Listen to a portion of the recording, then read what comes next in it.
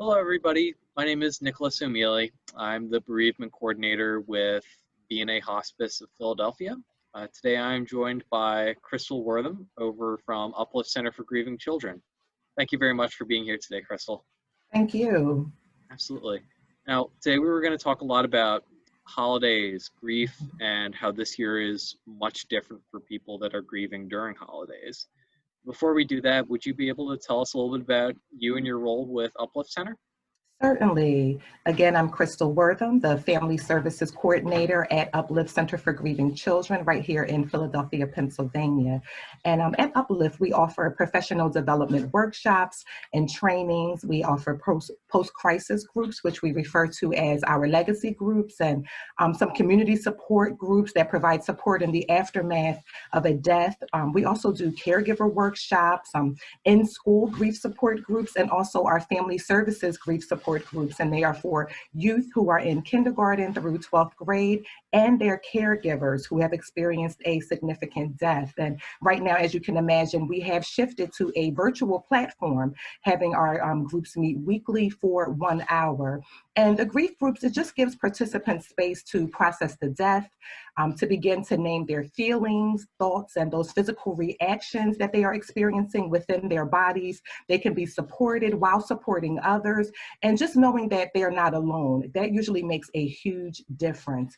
They can create their grief narrative and begin to build on their grief story and their grief journey.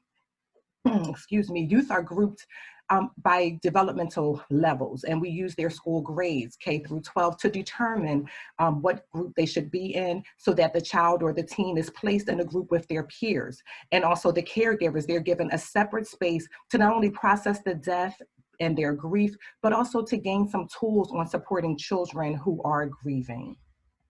Oh, wow. Yeah, Mhm. you guys are doing a lot right now. Mhm. Just from what I've been able to see on social media, following you guys in these virtual groups, I can only Yes. imagine have been really beneficial for families that aren't Mhm. able to get out right now. Absolutely. Yeah. Absolutely. Yeah, and so before we really dive into talking about holidays and COVID-19 impacting them this year, you and I had talked a little bit beforehand about really defining what grief is before having this conversation because it's much more than just feeling sadness after somebody dies. I mean, just the way you were talking about it before, processing what's happening in your body, processing your feelings and your thoughts. Do you open it up a little bit to talk about how Uplift defines grief?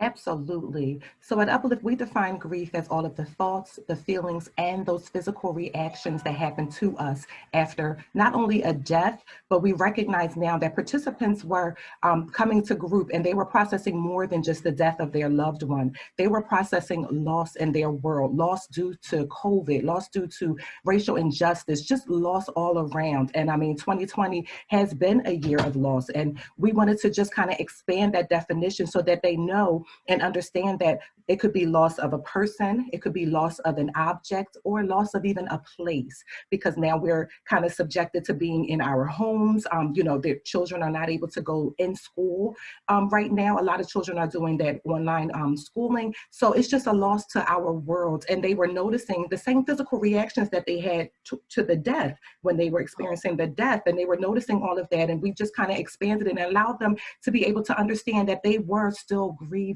This was just another loss that now we are made to kind of deal with and to go through and to cope with. oh my goodness. Yeah, there's Mm-hmm. so much more to grief than I think we're traditionally taught with that. Mm-hmm. And Mm-hmm. that's so humanizing for so many people in Philadelphia right Yes. now. And I Yes. definitely agree. It's a year where, we're grieving the loss of ritual. We're grieving the loss of being able to just like Absolutely. go to school for a lot of children, or even grieving the loss of being able to see friends face to face. And I know for here, a lot of families are grieving the ability to not only spend that quality time with somebody towards the end of their life, but also grieving the accessibility that BNA traditionally has without COVID restrictions. And a lot of that comes down to, of course, being able to be safe this year. But we can't deny that this has been a difficult year for those ambiguous losses that you've talked about. Absolutely. And then just loss from financial security, you know, just so much loss. And not that it's a one size fits all model or solution to this. You know, we know that grieving, there's not a process. I mean, it's a process, it's not a progression. There's not steps, so to speak. And Right. just kind of allowing those families to experience what they are experiencing, to claim it, to acknowledge it, to acknowledge all of those feelings and be kind and patient with themselves and not just think, well, I'm so far removed from the death, I should be feeling a certain way, but just kind Yeah. of accepting where they are in their grief process and in their grief journey.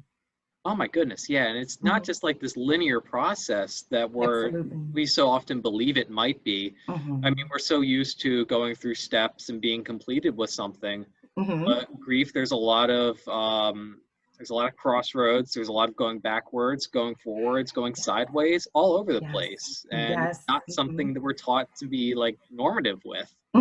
And I think in our society, we like those to-do lists that we can kind of check off Oh because we yes. feel like we're making, you know, progression. It's like, okay, good, you know, I've done something. But just acknowledging that that's not how grief works. That's not how grief, you know, operates. And just, like I said, just being patient and kind with yourself. If today you're feeling sad, sit with that. You know, where is it coming from? And acknowledge that and be able to speak it. So that's a big part of group because we actually give them voice. We allow them to use their voice. If it's not a good day, say that and it's okay. Or if it's not a good moment, you know, sometimes we have good moments and not so good moments all within the same day, but just being okay with where we are and being okay to say, you know what, I'm not okay. Yeah, absolutely. Hmm. And it's okay to not be okay, like you mentioned, and it's all also okay to feel all the feelings that you have Hmm. because those are things that you have and they're things that people can't take away. Yes. Of course, these are feelings that might be able to be controlled a little bit, but at Hmm. the end of the day, you have a right to feel them, whether it Yes. be that sadness or anger or even happiness in some fashions. I mean, I know Hmm. for a lot of families here, there could be happiness knowing that their loved one is no longer suffering or their loved one no longer has to go through the hospice process. Even while it is provided for comfort, it can still be something that, you know, people want to be able to let go of. Hmm. People want to be able to move forward and to have a person lay at peace. Hmm. Hmm. And so, really hopping into some of our conversation today, it's a holiday season right now, and we've just crossed Thanksgiving, and it's a year, of course, where so often we anticipate being able to be together with family members you might not have seen throughout the year, or even friends that you might not have seen throughout the year. There's a lot of focus on being inside with others and spending time to be thankful or happy, whereas this year, those are things that might put us in danger. So I think starting out, just talking a little bit about how grief can be really escalated or compounded during a holiday season might be a nice way Absolutely. for us to just open it up a little bit.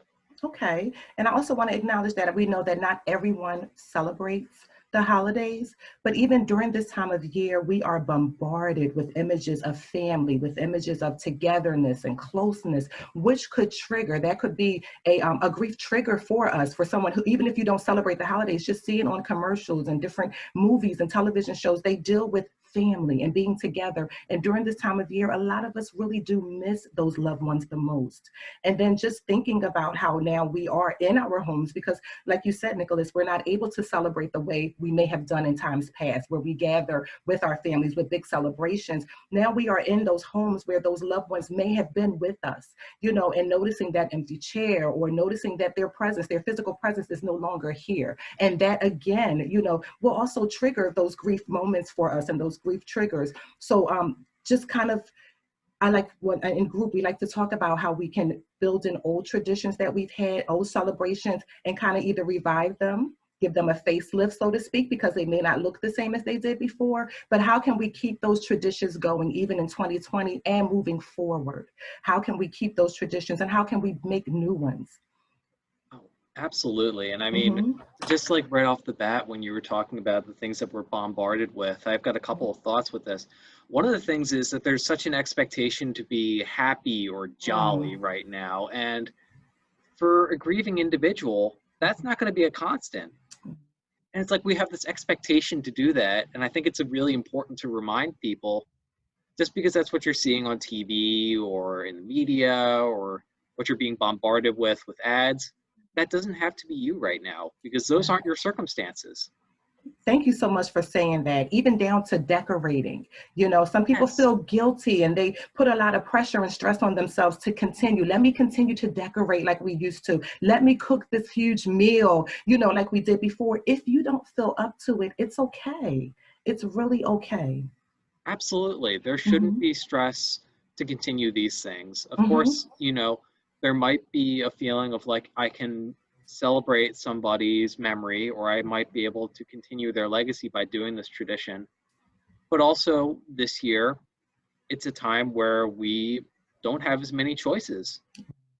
We don't have as many options, and those are things that were taken away from us without our consent. Hmm. Yes. And that's another thing, dealing with things that are in and out of our control. We know death is out of our control. You know, for most of us, if we had control over it, we would not even allow it. Like, no one is ready to say goodbye, you know, to their loved ones. So we know that's something that's out of our control. And just kind of being able to recognize what's in your control. What do you have control over, and doing what you can do in those situations, and things that are out of our control. We just kind of have to allow ourselves to be at peace, you know, so to speak. And it's just like, well, it's not what I would have wanted or hoped or wished for, but just kind of accepting what is going on in the moment. And yeah, and just, I don't like saying moving on, because I feel like we are, you know, our grief journey goes with us, and it changes, it evolves, but it continues to be a part of our lives. And that person that, you know, continues to be a part of our lives. Oh, absolutely. And I think, Hmm. you know, it's so important to remember how that grief will take different shapes and Hmm. sizes. And I tell a lot of people that it fluctuates throughout life. And I think during holidays, kind of what we've talked about with a lot of the traditions and, the lack of a person being physically there, it can really be a big trigger. It can really escalate. And so I think it's important for us to also be very vulnerable with this year Mm. too. This is an experience that not just grieving families are going through right now. When I say that, of course, I mean grieving a death, but it's a shared trauma and a shared grief that we all have without even really knowing each other. Hmm. It's an experience where we're all being socially distanced for safety. Of course, Hmm. others will make a decision on what that looks like this year, but it's a time where we can acknowledge that not everybody's going to have an answer for how to take care of the holidays this year. Yes. Oh, yes.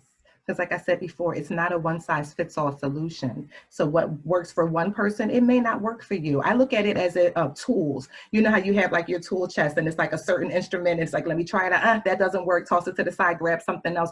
That Yes. may be how we handle our grief right now. And something that worked in the past that you say, oh, that's my go to. You know, this usually works for me when I'm upset or when I'm sad, when I'm having those big feelings that we tell the children. When we're having these big feelings, how do we manage? How do we deal with them? You know, something that worked for me in the past may not work right now. And it doesn't mean there's anything wrong with me. It's just that it's time for me to go back and revisit my plan and maybe make some changes, you know, to that plan. Oh, yeah. And I think Hmm. when you say plan, it's something that I've been emphasizing with a lot of families right Hmm. now. The importance of having something mapped out, even if it's just a little bit, can really guide us in, because Absolutely. going into a holiday like Christmas or Hanukkah can be really, I mean, these holidays are so centered around family Mhm. that not having some idea of how you want to spend it this year can really throw us off. And a lot of those memories can start coming back too. Yes, and the memories are so important. I know a lot of people that I deal with in groups, they are really fearful that they're going to forget that person. So we talk about ways that we can prolong those memories, and how those memories live in our senses and our smell and our touch. You know, sometimes smelling a pie that maybe your grandmother or somebody used to make will bring back those memories of her, you know, or maybe a perfume or a cologne that that person wore, a song, their favorite song, you know, how music plays a part in it. And we just kind of allow them to revisit all of that and re-experience, you know, the essence of that person and those memories. And even sitting with the fact that memories, even even though we want to hold on to those memories, sometimes they cause us as much pain as they do joy. And what do we do in those moments? You know, because we never want to stop remembering the person. You know, of course, we welcome those memories and we welcome those feelings that come along with it, although we want more joy than pain, but just sitting with it, because sometimes, you know, you may feel that you're experiencing more pain than joy, but there will come a time where those memories of the person will give you more joy than pain. They can provide a certain amount of comfort for a lot of families that are grieving right now. Yes. And also families that are grieving that normality that they had in the past for Christmas. It's also when you were bringing up things like food or songs, there's so many objects and songs and ideas that really bond us and link us to the people that have died, that are important for us. And those are relationships that nobody can ever take away from us, regardless of COVID. There's a beautiful quote, and I wish I knew who penned it, but it said that death ends a life, not a relationship. And I see that a lot of the families, they receive comfort from that, because you kind of wonder, well, what, you know, if this person dies, am I still a mother? Am I still a husband or a wife, or, you know, just a father, a sister, a brother? Just, am I still? But death ends a life, not a relationship. The relationship may change, but it's ongoing. Absolutely. I couldn't agree more, because those things continue to live on, and it transcends through family, whether it be a recipe or a holiday tradition. And kind of going back to what we were talking about earlier, if it's too much to do one of those things right now, or it's not accessible this year, it's okay to put these things on hold. It's okay. Yeah. And you know, I think another thing for a lot of people right now is remembering that what we're experiencing is not something we've done in the past. It's okay for there to be mistakes or flukes every now and then with our holiday season. You know, this is not something we prepared for back in last Christmas, when we were talking about what we're going to do next year, or when we were talking about last Thanksgiving. Thank you so much for saying that, Nicholas. It kind of takes the pressure off of you, because, and also to know that it's new for everyone. No one knew that we would be right here, you know, in this space, in this place in 2020. So thank you so much for saying that. And that's something that has come up in groups, you know, with the families. And it's just like, how do I deal with that? How do we deal with that? Because it's new for all of us. I don't have the answer, you know. So thank you for just validating that. Yeah, and I know that for caregivers right now, there's an added layer of stress, because the tradition with so many holidays in the winter season involves gifts, involves that time spent together, time out of school, whereas a lot of that grief that we have right now is piled on top of us, in addition to not feeling safe, or financial instability that we've talked about this year that's impacted so many people.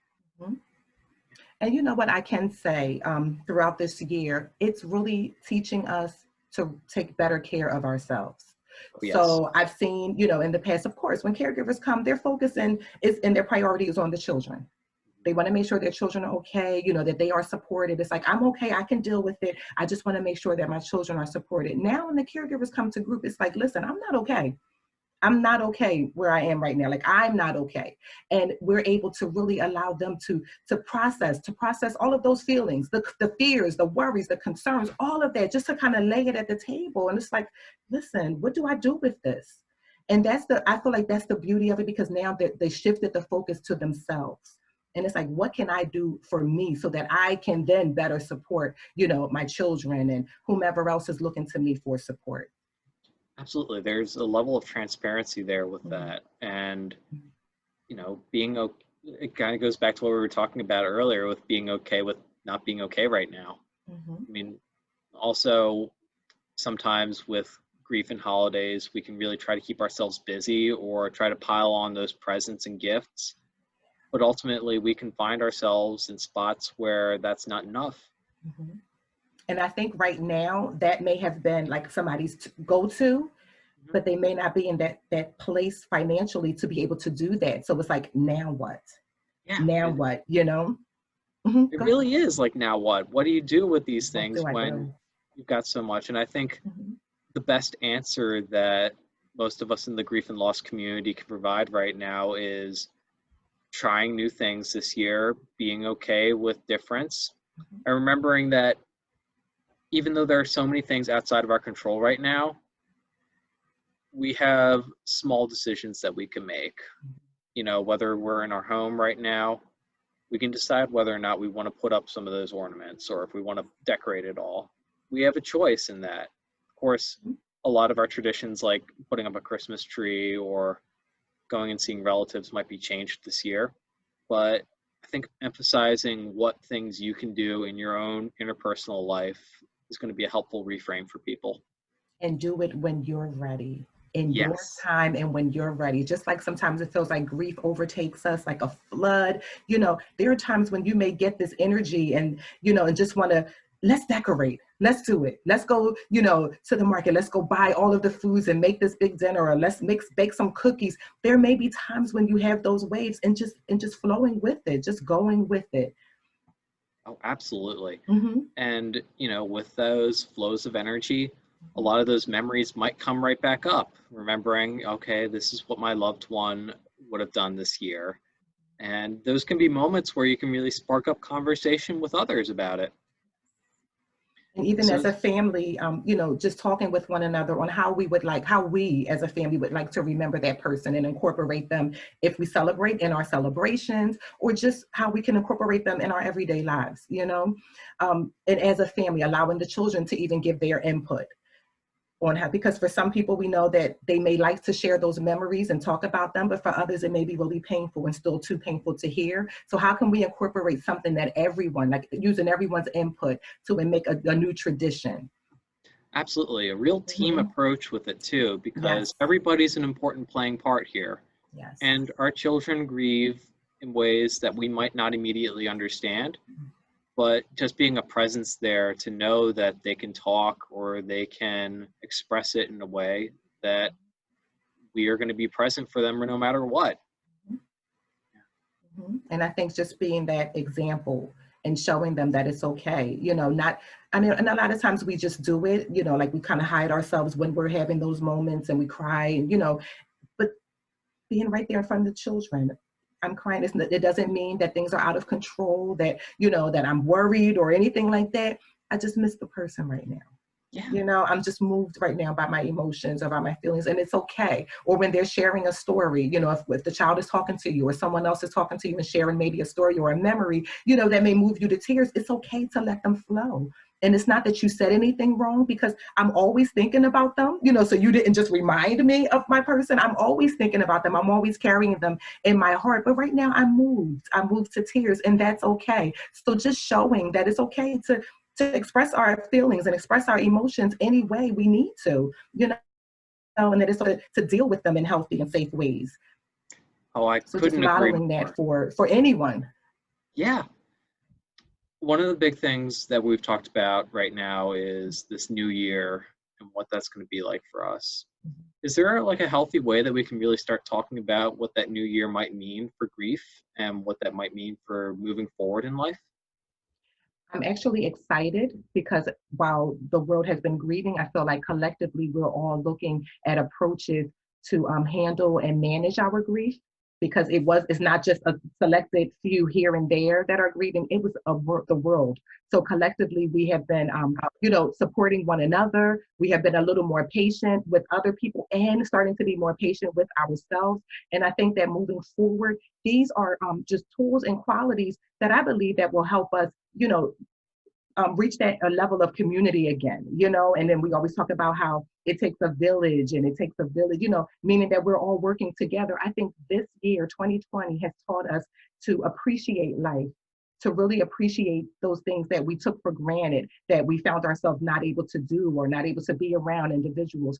So moving forward, I'm actually excited and feel like we'll be in a better place and able to handle, you know, change, not be so fearful. A lot of times, you know, when things are changing, we get fearful, and it's almost like that mouse casting a huge shadow. And, you know, and we're just like, oh, I'm not ready. But ready or not, you know, change is inevitable. But knowing that we have the tools to get through it is empowering.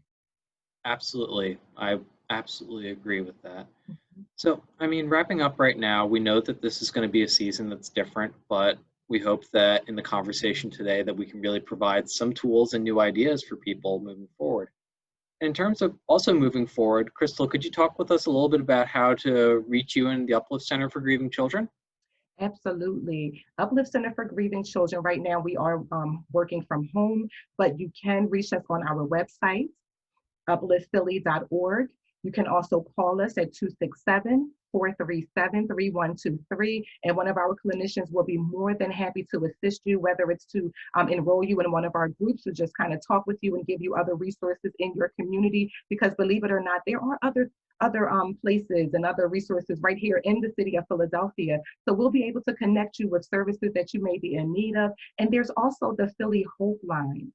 So and it's from Monday through Friday, from 10 a.m. to 8 p.m. And all of these resources are on our website. So feel free to go to our website. We also have Uplift at Home, and that's activities that you would be able to do, and even ways that you can talk about grief with your children at home. So whether you decide to come to a support group or not, these are tools that you can use right in your homes.